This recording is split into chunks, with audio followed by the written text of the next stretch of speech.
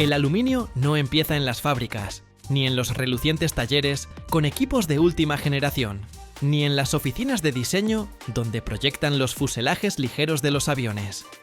Su verdadero nacimiento ocurre bajo un calor tropical insoportable, entre desiertos de polvo rojo y gigantescas grietas en la corteza terrestre, donde se encuentra la bauxita, el mineral principal de este metal. Cuando sostenemos una simple lata de aluminio o nos maravillamos con lo ligera que es una bicicleta moderna, difícilmente nos detenemos a pensar que ese metal alguna vez fue parte de enormes capas de roca sedimentaria, formadas durante millones de años por la acción del viento agresivo. La bauxita no es un mineral cualquiera, es el resultado de un proceso geológico único que transformó basaltos, granitos y otros silicatos en un concentrado de óxidos de aluminio.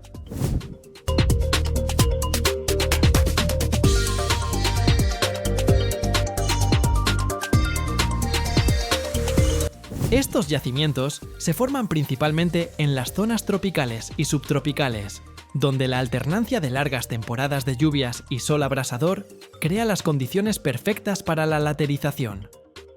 El agua se filtra a través del suelo, arrastrando el silicio y otros elementos fácilmente solubles, dejando atrás solo los compuestos resistentes de hierro y aluminio. Con el tiempo, estos residuos se acumulan, formando poderosas costras que cubren territorios inmensos. Las gigantescas capas de bauxita en Guinea, Australia, Brasil o Vietnam pueden extenderse por decenas de kilómetros, con un espesor de varios metros hasta 30. Son verdaderos tesoros de la civilización humana, sin los cuales nuestro mundo tecnológico moderno sería imposible.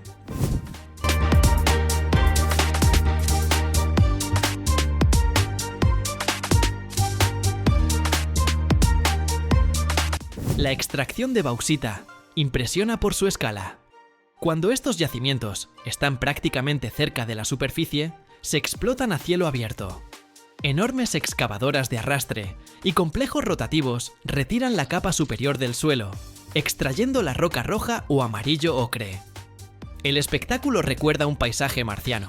Los compuestos ferrosos le dan al mineral ese color oxidado característico, y la maquinaria que opera en estas canteras parece diminuta comparada con la inmensidad de los estratos expuestos.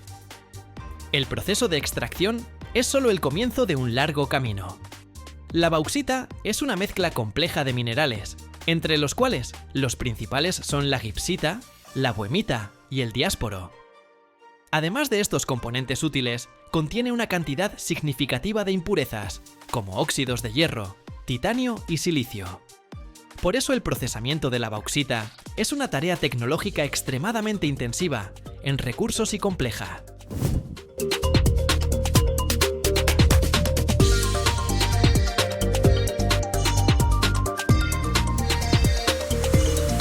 La primera etapa es obtener alúmina, o sea, óxido de aluminio puro, mediante un método que propuso Carl Joseph Bayer a finales del siglo XIX. Esta tecnología se mantiene básicamente igual desde hace más de un siglo, aunque ahora es mucho más eficiente. El mineral se tritura hasta convertirlo en arena fina, se mezcla con una solución concentrada de soda cáustica y se calienta en enormes autoclaves a alta presión. Dentro de estos gigantes metálicos ocurre una reacción química donde el aluminio pasa a la solución, mientras todas las impurezas no deseadas se depositan en el fondo formando lo que se conoce como lodo rojo. El problema del lodo rojo es uno de los desafíos ambientales más complejos de la industria. Es una pulpa alcalina saturada de óxidos de hierro que requiere instalaciones especiales, los depósitos de lodo.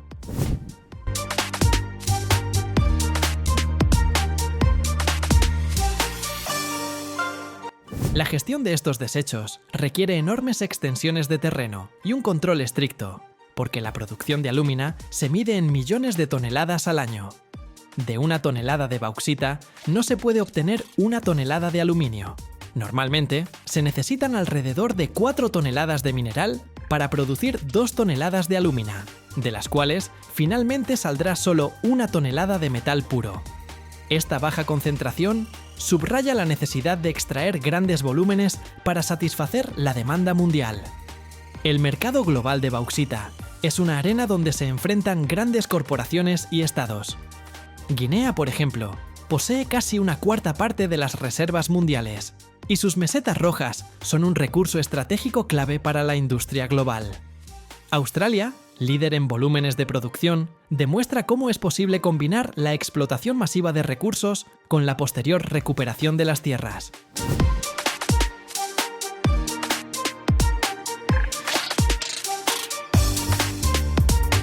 En los lugares donde antes estaban las minas a cielo abierto, donde hasta ayer trabajaban máquinas gigantescas, hoy se plantan bosques de eucalipto, tratando de recuperar el ecosistema dañado por la intervención humana. Después de obtener el polvo blanco puro, la alúmina, comienza la segunda etapa de transformación. Es la electrólisis según el método Hall-Héroult. Este proceso requiere una cantidad enorme de electricidad. Por eso, las plantas de fundición de aluminio se ubican cerca de potentes centrales hidroeléctricas. La alúmina se disuelve en criolita fundida a una temperatura de unos 950 grados Celsius. A través de este material fundido, se hace pasar una potente corriente eléctrica que rompe los enlaces entre los átomos de aluminio y oxígeno.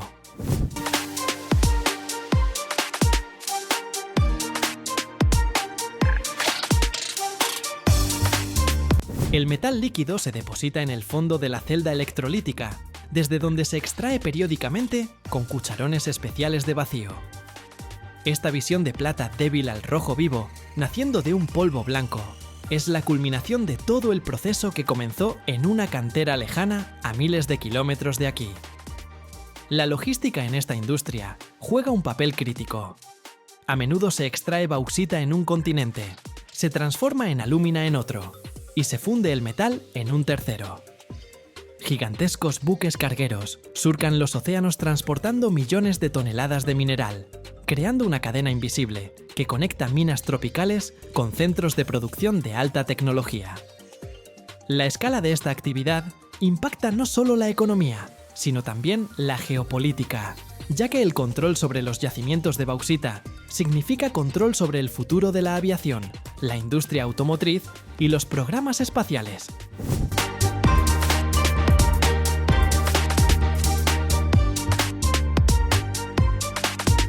El aluminio no por nada se le llama el metal alado, pero su camino hacia el cielo comienza muy abajo, en las profundidades de la Tierra, entre capas pesadas y húmedas de roca arcillosa.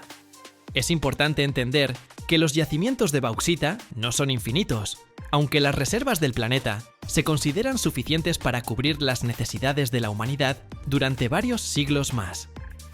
Sin embargo, la facilidad de extracción y la alta concentración de elementos útiles en estos gigantescos depósitos hacen de este mineral el prioritario.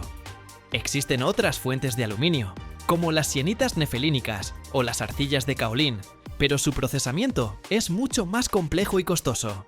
Por eso las provincias bauxíticas siguen siendo el principal foco de interés para geólogos e inversionistas.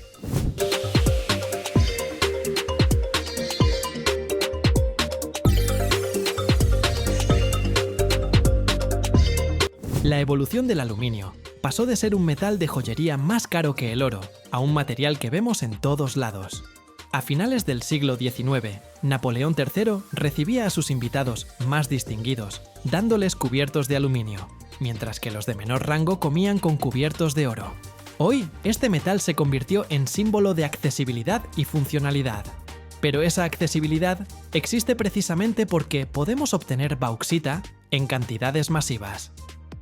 Sin los depósitos gigantes que hay bajo la superficie de las tierras altas de Guinea o la Amazonía brasileña, no tendríamos ni smartphones, ni edificios energéticamente eficientes, ni transporte ligero.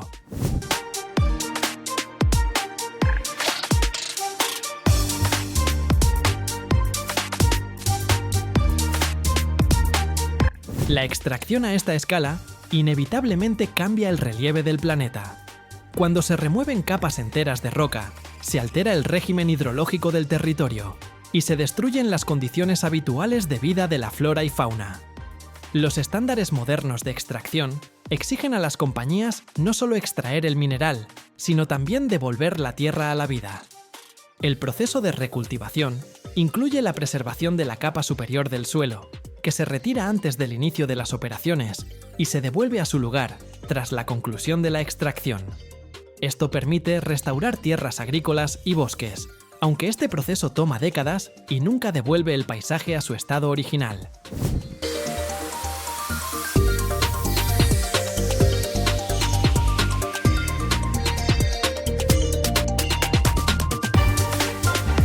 El procesamiento de la bauxita también es una historia sobre energía. Cada gramo de aluminio representa decenas de kilovatios hora de electricidad enlatada en el metal. Por eso, al aluminio se le llama banco eléctrico. Su reciclaje requiere apenas el 5% de la energía, comparado con la producción primaria a partir del mineral. Esto hace del aluminio uno de los metales más ecológicos a largo plazo, porque una vez extraído de los depósitos de bauxita, puede usarse casi infinitamente, pasando por ciclos de refundición sin perder sus propiedades. Pero mientras la demanda de este metal crezca más rápido que nuestra capacidad de reciclarlo, las canteras gigantes seguirán expandiéndose, adentrándose en la tierra roja, en busca de óxidos valiosos.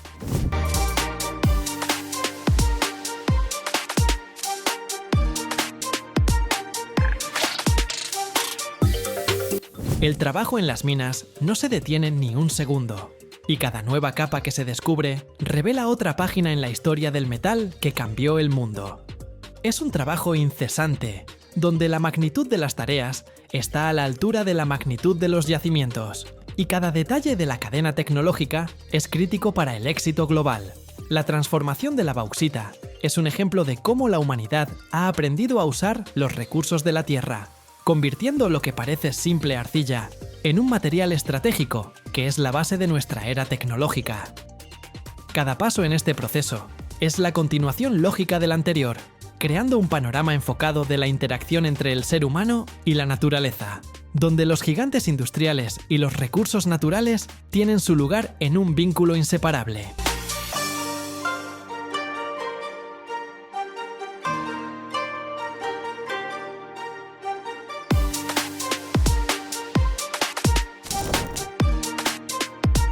Existe un metal que no se oxida, no envejece y no desaparece. Simplemente espera. Espera en el agua, en el aire y hasta en nuestras casas. Y si te dijera que este metal, durante siglos, ayudó a la gente a extraer oro, curar dientes y medir la temperatura, pero al mismo tiempo los volvía locos y mataba ciudades enteras. El mercurio, la plata líquida, que parece casi mágico, pero esconde uno de los secretos más peligrosos de la química. No se puede destruir, solo se puede ocultar. Y si ves este video hasta el final, descubrirás dónde la humanidad esconde hoy el mercurio para siempre. Y por qué un solo error podría traerlo de vuelta a nuestras vidas.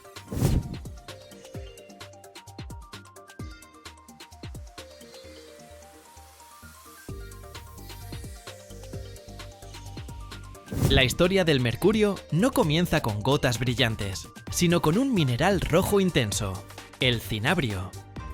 Durante miles de años, la gente usó el cinabrio como pigmento. Los antiguos chinos y romanos fabricaban con él la pintura vermellón, que usaban para decorar templos y estatuas. Sin embargo, la extracción del cinabrio siempre estuvo acompañada de tragedias. Los trabajadores de las minas sufrían temblores inexplicables, delirios y muerte prematura. El proceso para obtener mercurio puro del cinabrio es bastante simple. Se tritura el mineral y se calienta en hornos especiales. A una temperatura de 357 grados Celsius, el mercurio se evapora y luego se condensa en forma de pesadas gotas plateadas. Esta simplicidad en su obtención convirtió al mercurio en una materia prima accesible, pero extremadamente peligrosa.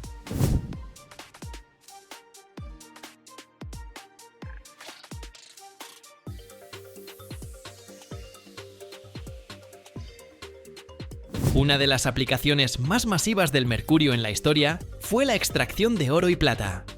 El mercurio tiene una capacidad única, literalmente moja otros metales al instante, disolviéndolos y creando aleaciones llamadas amalgamas. Durante las fiebres del oro, los buscadores mezclaban mineral triturado con mercurio.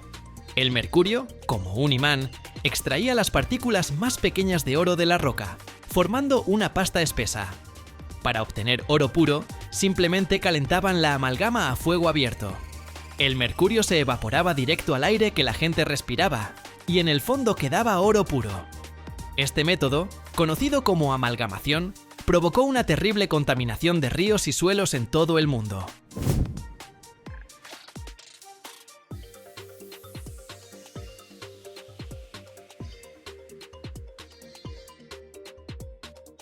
Incluso hoy, en las selvas del Amazonas, los buscadores de oro ilegales usan toneladas de mercurio, envenenando ecosistemas durante décadas. Durante mucho tiempo, el mercurio fue considerado insustituible en la ciencia y la vida diaria. En los termómetros, el mercurio se expande uniformemente al calentarse, lo que lo convertía en el elemento perfecto para mediciones precisas. Los interruptores de mercurio funcionaban sin fallas durante décadas, porque el mercurio líquido conduce la electricidad perfectamente y no se desgasta. Las amalgamas dentales, hechas de una mezcla de plata y mercurio, fueron el estándar en odontología durante más de 100 años gracias a su increíble resistencia. Pero también había un lado oscuro. En el siglo XIX, el mercurio se usaba para tratar pieles en la fabricación de sombreros de fieltro. Los artesanos inhalaban constantemente vapores de mercurio que afectaban su sistema nervioso. De ahí viene la expresión «loco como un sombrerero», inmortalizada por Lewis Carroll en Alicia en el País de las Maravillas. Los síntomas del envenenamiento, confusión mental, pérdida de memoria y temblores, se convirtieron en la enfermedad profesional de industrias enteras.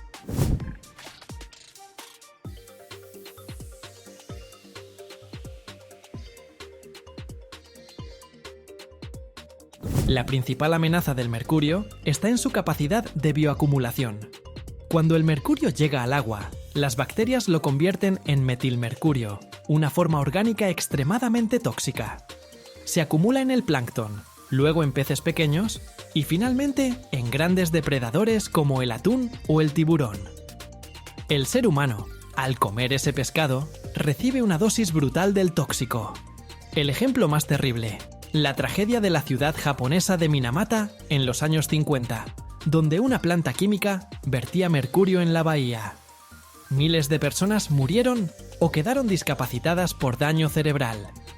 Este suceso dio nombre a la enfermedad de Minamata e hizo que el mundo reconsiderara prohibir el metal. Hoy está vigente la Convención de Minamata, firmada por más de 140 países. Prohíbe la fabricación y exportación de termómetros de mercurio, instrumentos para medir presión, la mayoría de lámparas fluorescentes y el uso de mercurio en muchos procesos industriales.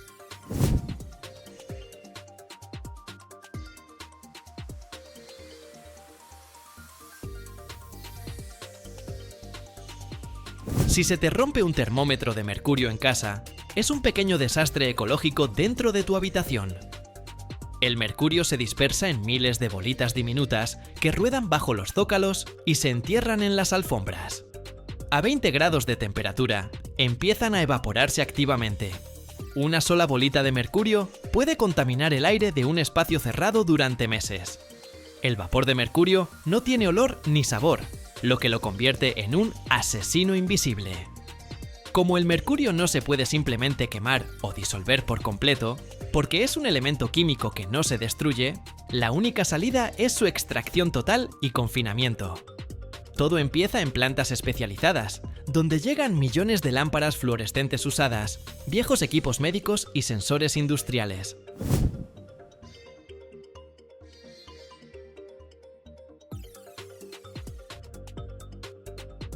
El primer paso es la trituración mecánica. Por ejemplo, las lámparas entran en una trituradora hermética que convierte el vidrio, las bases de aluminio y el recubrimiento de mercurio en fragmentos pequeños. Esta mezcla parece basura común, pero es increíblemente tóxica. Cada tonelada de estos fragmentos contiene varios kilos de mercurio. Por cierto, el mercurio es increíblemente pesado. Una botella de 1 litro de mercurio pesa más de 13 kilos. Si intentaras levantar un balde de mercurio, sentirías un peso de 136 kilos, como 2 hombres adultos. Luego comienza el proceso principal: la desorción térmica al vacío. Esta mezcla se carga en enormes reactores de acero tipo horno. Lo clave aquí es precisamente el vacío. Cuando extraemos el aire, la temperatura de ebullición del mercurio disminuye. Los hornos calientan la mezcla entre 300 y 400 grados. En esas condiciones, el mercurio empieza a evaporarse intensamente, separándose de los restos de vidrio y metal. El sistema de vacío extrae estos vapores tóxicos, sin darles ninguna chance de filtrarse hacia afuera, al aire del taller.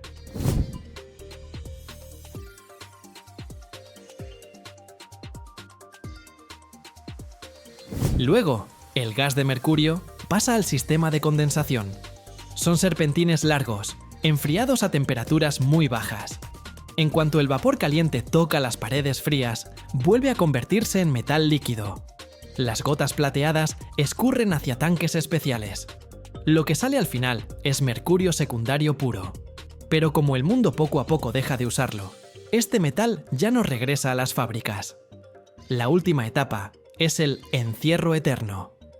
El mercurio líquido se mezcla con reactivos especiales, como azufre, para convertirlo en un compuesto sólido y estable. Sulfuro de mercurio, que no se evapora ni se disuelve en agua.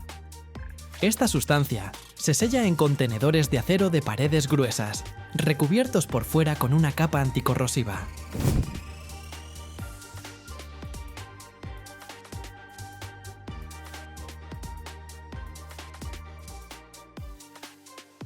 Estos contenedores se envían a depósitos subterráneos ubicados a cientos de metros de profundidad, en antiguas minas de sal abandonadas o macizos de granito.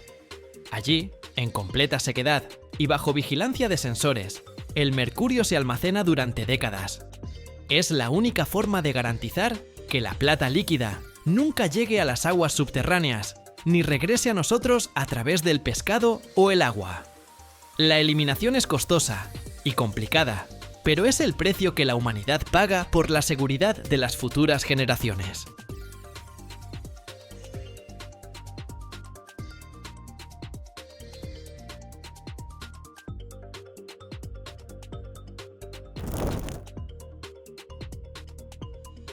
Cada año en el mundo se crean materiales que parecen frágiles, pero detienen balas, resisten temperaturas infernales y sobreviven al espacio.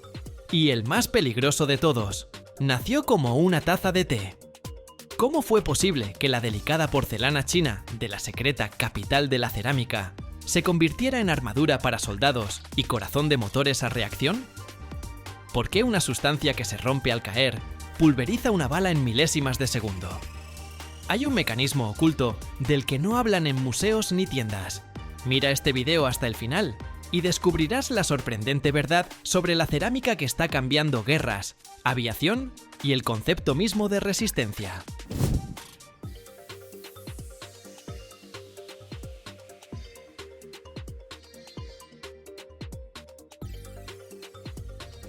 Primero, la porcelana china tradicional, la reina de Jingdezhen, la capital de la porcelana.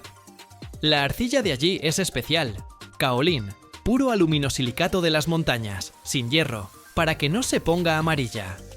La toman, la muelen hasta convertirla en polvo, la mezclan con feldespato y roca arcillosa. La mezcla, 50% de kaolín, 25% de feldespato, 25% de cuarzo, se muele en agua hasta que quede como crema. Se filtra, se prensa en moldes. Las piezas heladas se secan durante semanas, porque el grosor es menor a 5 milímetros, para que no se agriete. La primera cocción a 870 grados. Bizcocho, poroso como pan. Después el esmalte. Mezcla de feldespato, cuarzo, ocre. Se aplica, y la segunda cocción a 1700 grados en hornos de leña durante 12 horas. El fuego ruge, la temperatura sube lentamente, el cuarzo se funde, llena los poros. El esmalte vitrificado brilla como un diamante.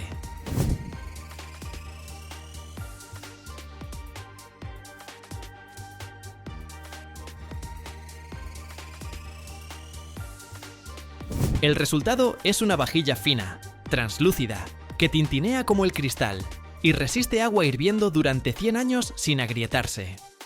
Los chinos guardaron el secreto durante 1000 años.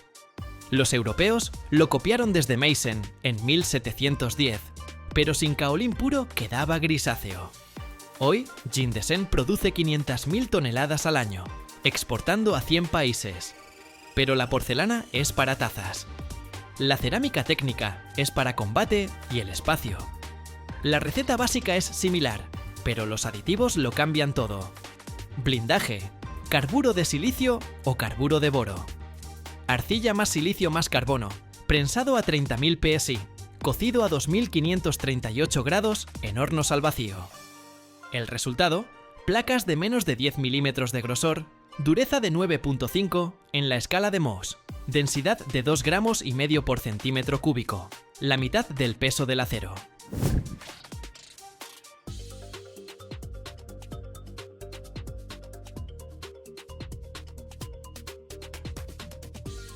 Las balas se detienen así. Al impacto, la cerámica pulveriza el proyectil en polvo.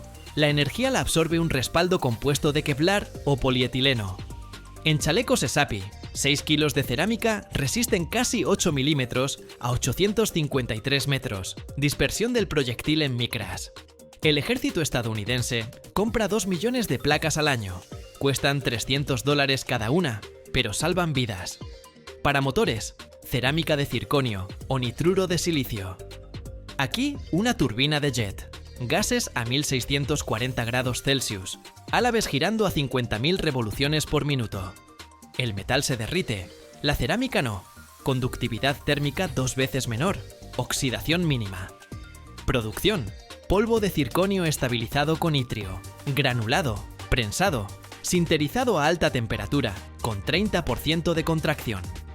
Sale un monolito sin costuras. En algunos motores, álabes cerámicos pesan 30% menos, duran más.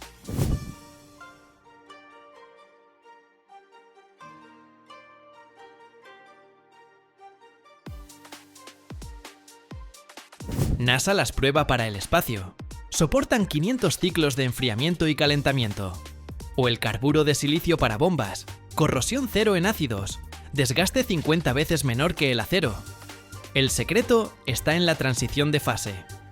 Durante la cocción, la arcilla se deshidrata, los fundentes se derriten y pegan los cristales en una matriz. Los aditivos, óxidos de aluminio para dureza, magnesio para plasticidad, hacen el resto. La impresión 3D ahora moldea formas complejas. Para prótesis o protección térmica de SpaceX, el punto débil, su fragilidad. Si se cae, se rompe. Pero el refuerzo con fibras la convierte en algo parecido a la fibra de vidrio. China lidera el mercado, 70% del caolín mundial, exportaciones de 10.000 millones de dólares. Europa tiene a Ceramtec, Kyocera. Dato curioso, la primera cinta cerámica para ametralladora de los años 40 detenía casi 13 milímetros, pero era pesada. Hoy en día, los escudos son ultraligeros.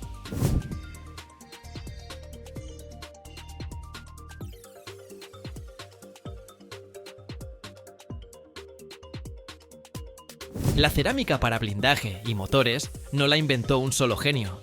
Es una evolución que va de las guerras al espacio. Todo empezó en 1918. El mayor británico Neville Monro Hopkins notó que el acero cubierto con una fina capa de esmalte, es decir, cerámica primitiva, detenía las balas mejor que el metal desnudo. Lo probó en la Primera Guerra Mundial. Una revolución, porque la cerámica pulveriza el proyectil en lugar de dejarlo pasar. El verdadero avance llegó en 1936. Richard Cook, de Goodyear Aerospace, patentó el blindaje cerámico moderno, placas de óxido de aluminio o un mosaico de baldosas sobre fibra de vidrio Doron. La idea es simple, la cerámica dura rompe la bala en polvo, el respaldo absorbe la energía. En Vietnam, en 1965, se lo dieron a los pilotos de helicóptero, primera aplicación en combate contra armas de fuego.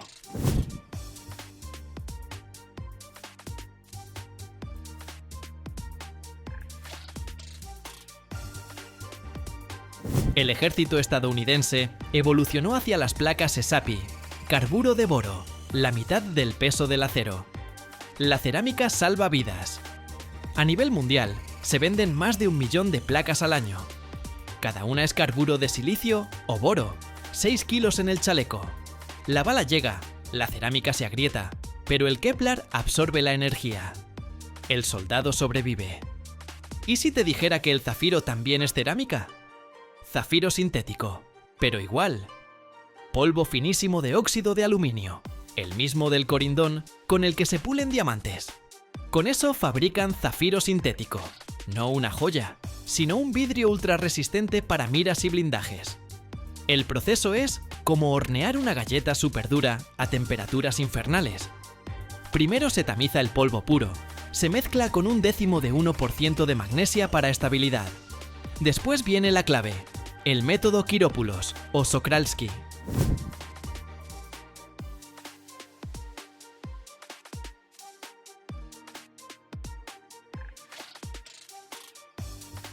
El polvo se vierte en un crisol de platino, se hace el vacío, se calienta hasta 2050 grados en un horno con elementos de molibdeno. La temperatura sube lentamente, de 3 a 5 días, hasta que se derrite en lava transparente. Desde arriba desciende una semilla, una varilla monocristalina de zafiro. La semilla se extrae despacio, solo 1 o 2 milímetros por hora, y se hace girar como algodón de azúcar. El fundido cristaliza alrededor, crece el cilindro. Se enfría durante 2 semanas para que no se agriete por el choque térmico. El baule terminado es transparente como el agua, dureza 9 en la escala de Mohs, resistencia de 400 kC a la compresión. Se corta con láser o disco de diamante en láminas para miras de visión nocturna. En el M1 Abrams, las lentes de zafiro de las miras resisten 648 grados de una explosión.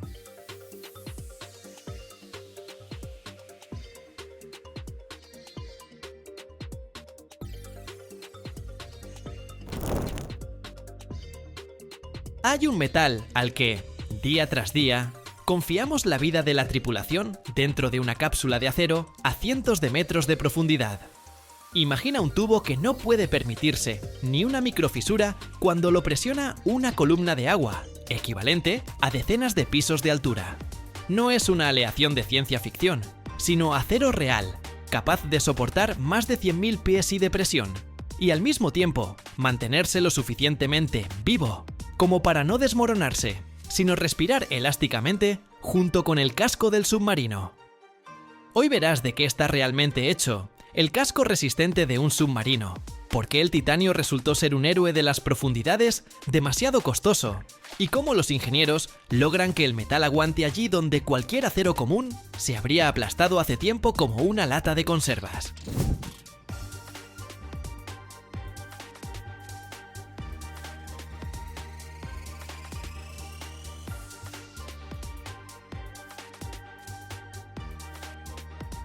El casco resistente de un submarino no comienza con la pintura ni las técnicas de camuflaje, sino con el metal del que está hecho su casco interior.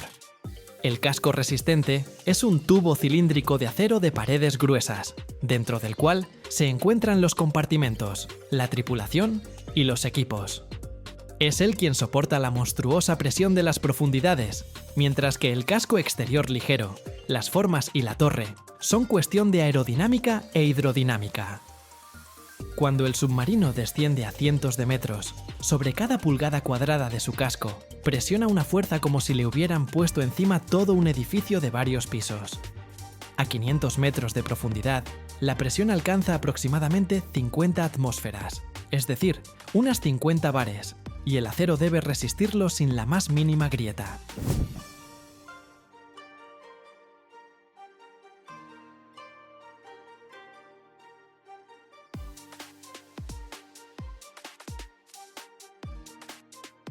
Para que esto sea posible, se utilizan aceros aleados especiales de alta calidad. Un ejemplo clásico es el acero estadounidense HAI 80. Las siglas HAI significan High Yield, es decir, alto límite de fluencia. El acero solo comienza a deformarse de forma irreversible cuando las tensiones alcanzan mínimo 80.000 PNOV. Para submarinos, el HI 80 permite una profundidad operativa de aproximadamente 550 metros. Más adelante apareció el acero HI 100, con un límite de fluencia ya cercano a las 100.000 PRUNSI, es decir, unos 700 megapascales, lo que permitió diseñar submarinos para profundidades de alrededor de 690 metros. La diferencia de unas pocas decenas de megapascales en realidad significa cientos de metros adicionales de zona de supervivencia del casco, antes de que las tensiones se acerquen a niveles críticos.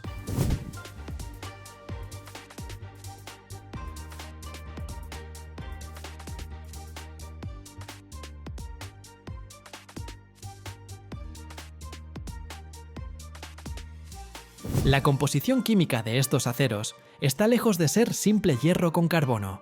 Se les añade níquel, cromo, molibdeno, manganeso y otros elementos en proporciones exactas.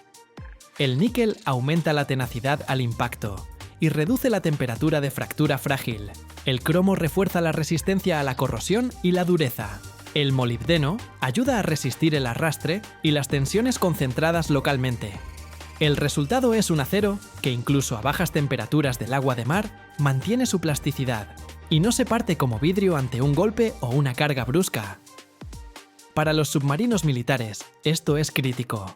El casco debe soportar el impacto de las olas, los golpes de ariete y sus propias maniobras, sin mencionar las posibles cargas explosivas.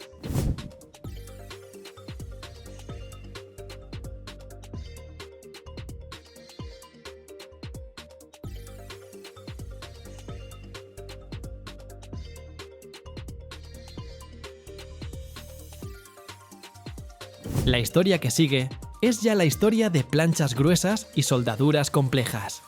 Las planchas del casco resistente tienen varios centímetros de espesor. Se curvan en potentes cilindros, formando secciones cilíndricas.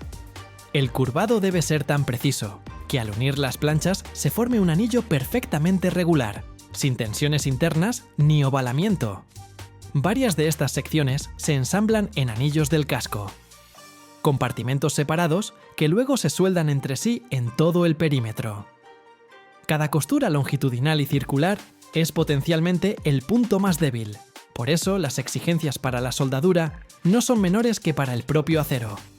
Se utiliza soldadura automática por arco sumergido, se controla cuidadosamente la temperatura de precalentamiento y poscalentamiento para evitar la formación de zonas templadas frágiles y grietas internas.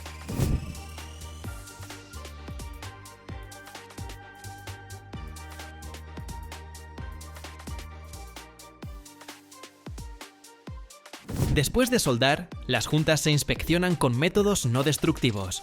Se utilizan radiografía, ultrasonido, pruebas con partículas magnéticas. El objetivo: detectar hasta las imperfecciones microscópicas, poros, inclusiones de escoria, que bajo la presión de las profundidades pueden convertirse en el origen de una grieta. Si se detecta un defecto, la soldadura se corta y se vuelve a soldar.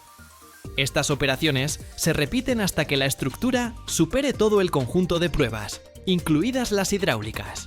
El casco puede colocarse en una piscina especial o cámara para verificar cómo se comporta bajo presión, equivalente a varios cientos de metros de columna de agua.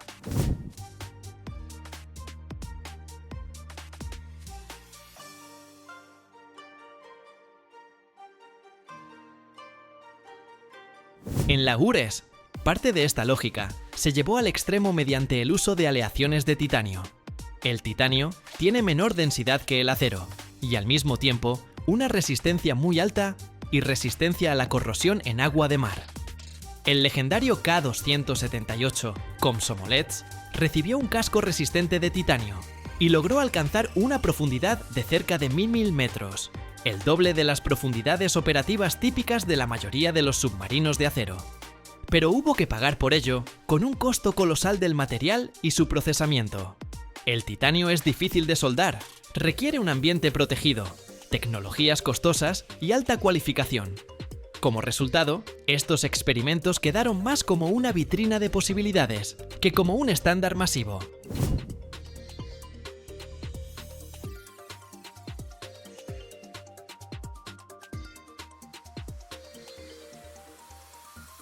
Hoy en día, el enfoque principal en el desarrollo de cascos submarinos no es el cambio total al titanio, sino el perfeccionamiento de los aceros aleados.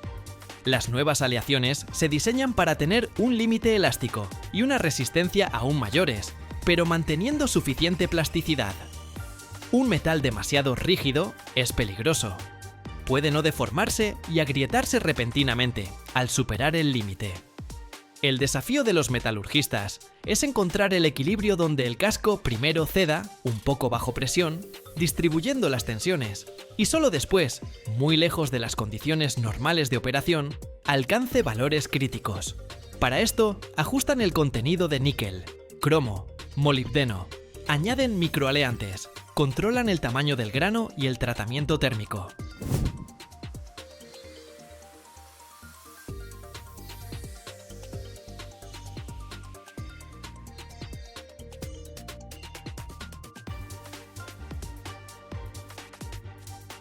Algo importante, en los submarinos no trabaja solo un cilindro sólido.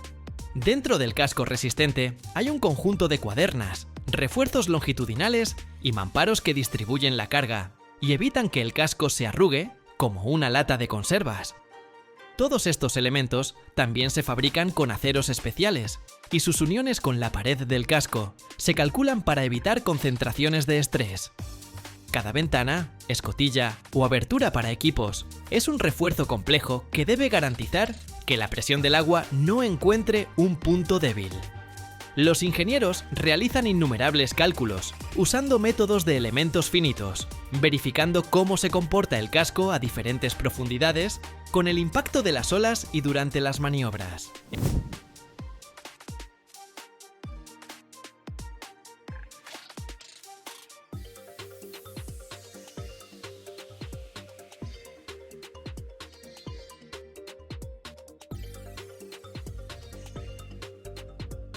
Si imaginamos el viaje de un submarino hacia las profundidades, a nivel del metal se ve así.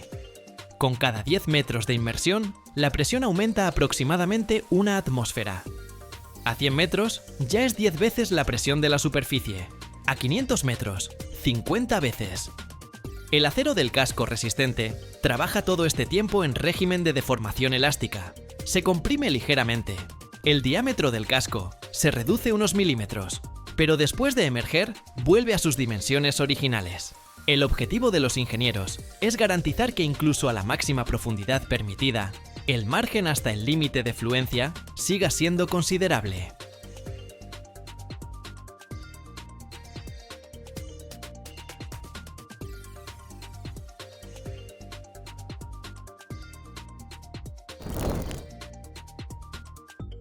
¿Y si les dijera que existe un metal tan ligero que parece imposible, pero lo suficientemente resistente como para sostener el fuselaje de un avión? ¿Y que este metal se puede extraer simplemente del agua de mar? Suena imposible, ¿verdad? Pero aquí es donde comienza el misterio del magnesio, un material que está transformando silenciosamente la aviación, los gadgets e incluso la medicina. Y lo más interesante, al final del video, descubrirán un dato sobre este metal que cambiará por completo su visión de la industria moderna. Así que abróchense los cinturones. Nos sumergimos en un mundo donde la ligereza puede ser más fuerte que el acero.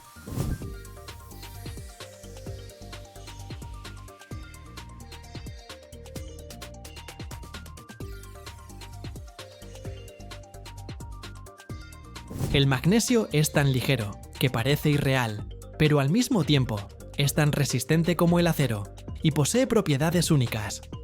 Ya está construyendo nuestro futuro, haciéndolo más ligero, más rápido y más eficiente. El magnesio, el 12º elemento de la tabla periódica, pertenece a los metales alcalinotérreos y al mismo tiempo sigue siendo uno de los materiales estructurales más ligeros disponibles para la industria. Su bajo número atómico no refleja en absoluto capacidades modestas. El magnesio combina baja densidad, resistencia suficiente y una excelente capacidad para formar aleaciones ligeras y rígidas. La comparación con otros metales es especialmente impresionante.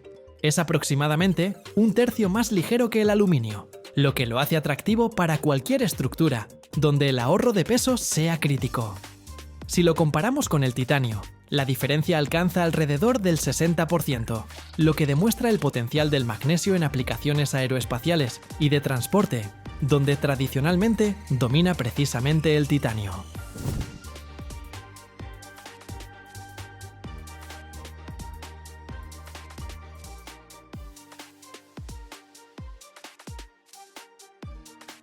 Y finalmente, el magnesio es 4 veces más ligero que el acero, pero sus aleaciones pueden proporcionar la resistencia suficiente para muchas tareas de ingeniería. Precisamente por esta combinación de propiedades, el magnesio se considera un metal prometedor del futuro en diversas industrias. Imagínate esto: puedes crear una pieza que sea tan resistente como una de aluminio, pero que pese 3 veces menos. No es solo genial, es un auténtico game changer para muchas industrias. Tiene un color blanco plateado, se oxida fácilmente al aire formando una película protectora y, lo que es curioso, puede arder con una llama blanca deslumbrante. Algo que se usaba en los antiguos flashes fotográficos. El magnesio es un elemento extremadamente abundante, lo que lo hace aún más atractivo. Es el 8º elemento más común en la corteza terrestre y el 3º más abundante disuelto en el agua de mar. Así es, el océano es una fuente inmensa de magnesio.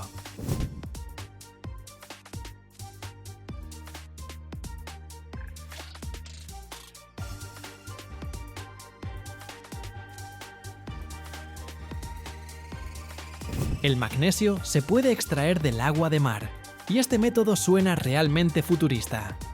Aunque el magnesio representa apenas décimas de porcentaje, el volumen de los océanos lo convierte en prácticamente inagotable. Simplemente se recoge agua de mar y se le añade cal.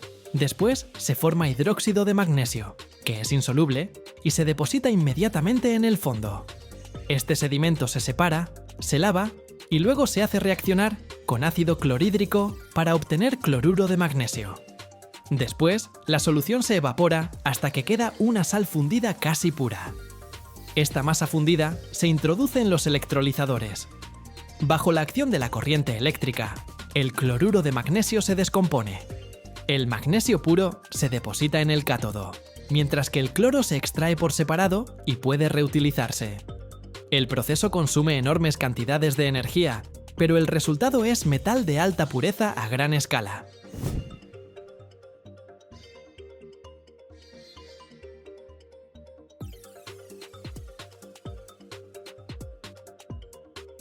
El segundo método es mucho más terrenal, porque se basa en la extracción de minerales, dolomita y magnesita.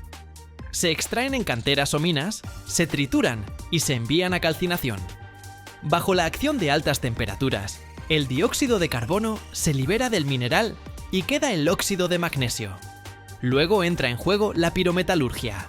El óxido de magnesio se mezcla con ferrosilicio y se calienta a temperaturas altísimas en el vacío.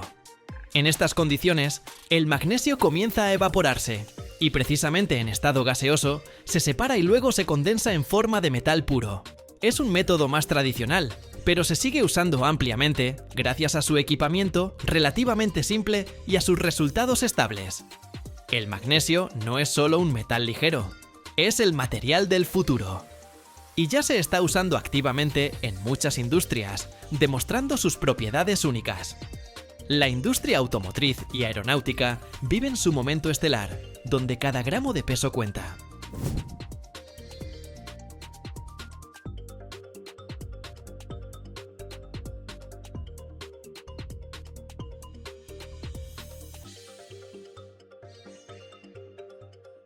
Cuanto más ligero es un coche o un avión, menos combustible consume y menos emisiones contaminantes libera a la atmósfera. Imagina que la carrocería de tu auto fuera de aleaciones de magnesio en lugar de acero. El transporte sería más rápido, económico y ecológico. Las aleaciones de magnesio se utilizan en carcasas de motores y transmisiones, donde se necesita alta resistencia con el mínimo peso. Las ligeras y resistentes llantas de magnesio mejoran el manejo y reducen la carga en la suspensión. Los componentes de asientos y tableros se vuelven más compactos, mientras que los elementos de la carrocería son más resistentes a la corrosión. En la aviación y la industria aeroespacial, El magnesio es ideal para componentes ligeros de aviones, cohetes y satélites, donde cada gramo vale oro, permitiendo aumentar el alcance de vuelo y la maniobrabilidad de las aeronaves.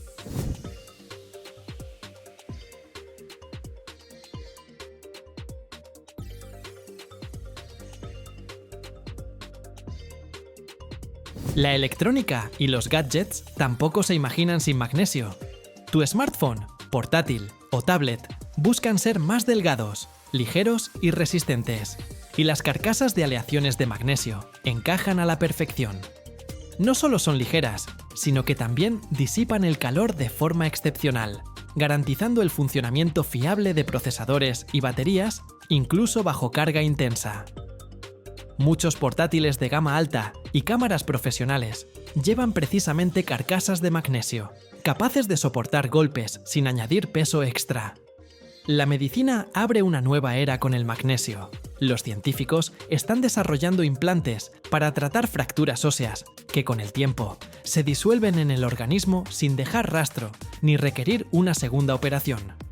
Es un avance absolutamente revolucionario en biomedicina, donde el magnesio se convierte en un material biocompatible que estimula la regeneración de tejidos.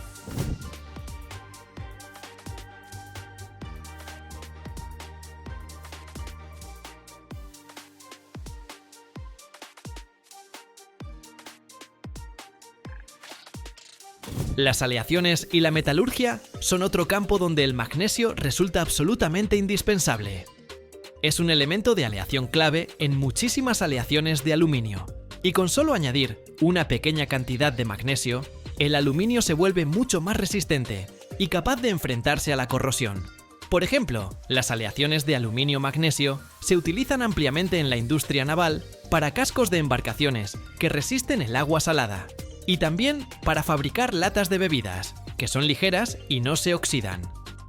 La pirotecnia y la iluminación aprovechan esa llama blanca y brillante del magnesio. Arde con una intensidad increíble, por eso se usa en fuegos artificiales, bengalas de señalización y dispositivos de iluminación especiales para crear una luz potentísima. La industria química valora el magnesio como reductor en la producción de otros metales, como el titanio, y como catalizador en procesos químicos complejos, acelerando las reacciones sin dañar el medio ambiente.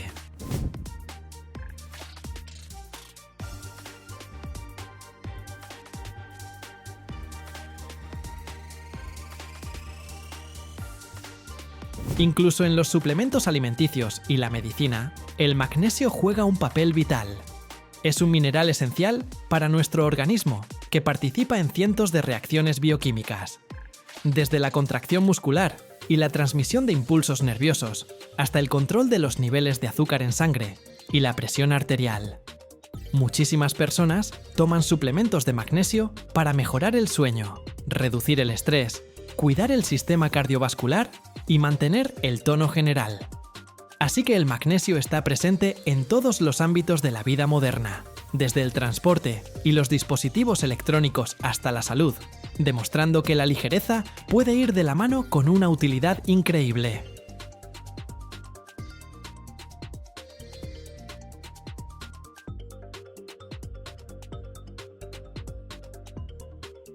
Cada año, el mundo extrae más de 4 millones de toneladas de plomo, un metal que es a la vez peligroso y absolutamente vital.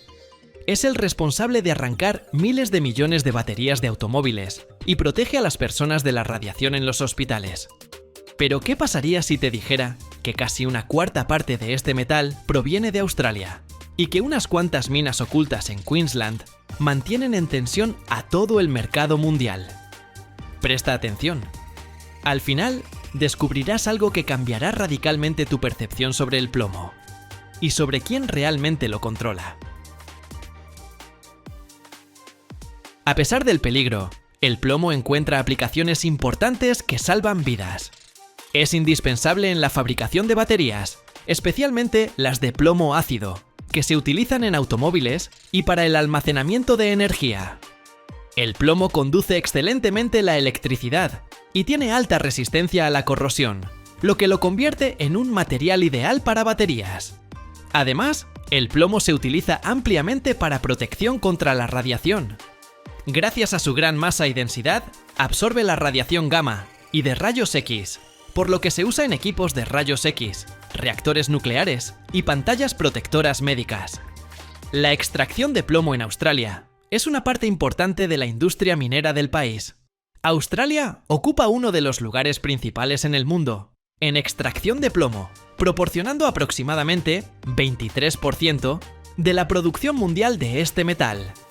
El plomo se extrae principalmente en forma de minerales, junto con zinc y plata, en grandes yacimientos ubicados, en particular, en el estado de Queensland. Entre las minas más significativas se encuentran los yacimientos de Cannington, Century y George Fisher, donde se lleva a cabo la extracción y el enriquecimiento integral de minerales de plomo y zinc. La extracción se realiza tanto a cielo abierto como mediante minería subterránea, dependiendo de las reservas y las condiciones geológicas.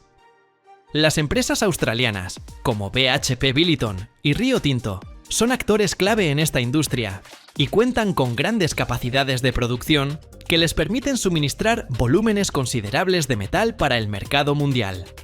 Se proyecta que la producción de plomo en Australia se mantendrá estable o crecerá, gracias al desarrollo de nuevos yacimientos y la modernización de las plantas de procesamiento. Después de la extracción del mineral, que contiene plomo, comienzan varias etapas importantes de procesamiento para obtener el metal puro, listo para su uso. Primero, el mineral se tritura y se muele en fragmentos pequeños para facilitar la separación de los minerales útiles de la roca. Luego, el mineral se somete a un proceso de enriquecimiento, durante el cual se separa el plomo de otros metales e impurezas perjudiciales. Para esto, se utiliza con frecuencia la flotación, cuando las partículas pequeñas de plomo se adhieren a las burbujas de aire y suben a la superficie. Después del enriquecimiento, el concentrado con plomo se funde en grandes hornos a altas temperaturas para obtener plomo metálico. La fundición ayuda a separar el plomo de otras impurezas y obtener el metal puro. El plomo obtenido puede pasar a etapas posteriores de purificación o, en forma de lingotes y placas, enviarse a las fábricas donde se utiliza para la producción de baterías, materiales de protección y diversos componentes. Las baterías de plomo ácido son el tipo más común de baterías, en cuya producción el plomo juega un papel clave. El proceso de fabricación de estas baterías incluye varios pasos tecnológicos complejos utilizando plomo metálico y sus compuestos. Primero, en condiciones de fábrica, el plomo metálico se convierte en estado pulverulento. Esto ocurre en molinos de tambor especiales, donde el plomo se somete a oxidación mediante fricción y contacto con el aire, formando polvo de plomo. Durante este proceso, el viento y el sistema de filtración separan el polvo terminado, que se recolecta para su uso posterior. El polvo de plomo es el material principal para la fabricación de la masa activa de los electrodos. La siguiente etapa es la preparación de la pasta de plomo. Para esto, el polvo se mezcla con agua y otros aditivos, como sulfato de bario o fibras, que ayudan a mejorar las propiedades mecánicas de la pasta. Esta composición se mezcla cuidadosamente para formar una masa homogénea. La pasta es el material electroactivo que permite a la batería producir energía eléctrica. Después de preparar la pasta, se aplica sobre placas metálicas fabricadas con aleación de plomo. Estas placas funcionan como los electrodos de la batería. El proceso de aplicación se realiza mediante máquinas especiales que cubren uniformemente la superficie de las placas con una capa de pasta. Luego, las placas se secan y se dejan madurar bajo condiciones específicas de temperatura y humedad. Este paso es necesario para estabilizar la pasta y aumentar la durabilidad del acumulador. Posteriormente, las placas se ensamblan en bloques. Los electrodos positivos y negativos se alternan entre sí y se separan mediante separadores dieléctricos que previenen cortocircuitos. Este bloque, junto con la carcasa y la solución de ácido sulfúrico, constituye el acumulador terminado. Al introducir el electrolito, se inician las reacciones químicas en las que los electrodos de plomo interactúan con el ácido, permitiendo la acumulación y liberación de energía eléctrica. En los materiales de protección, el plomo se utiliza gracias a su alta densidad y capacidad para absorber y bloquear la radiación gamma y de rayos X. Para estos fines, el plomo se funde y se vierte en moldes, fabricando escudos, placas u otras estructuras que luego se instalan en centros médicos, instalaciones de energía nuclear o laboratorios. Las pantallas de plomo pueden ser flexibles o rígidas, dependiendo del grosor necesario y la aplicación. Para otros componentes, el plomo se emplea en la fabricación de soldaduras, cables, pesas, materiales de montaje, donde su propiedad de resistir la corrosión y su fluidez a bajas temperaturas garantiza durabilidad y confiabilidad.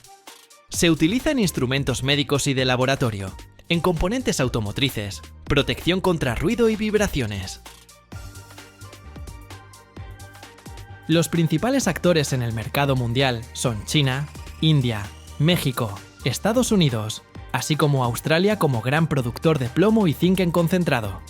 Se pronostica que la producción de plomo en Australia se mantendrá estable o crecerá ligeramente gracias al desarrollo de nuevos yacimientos y la mejora de las tecnologías.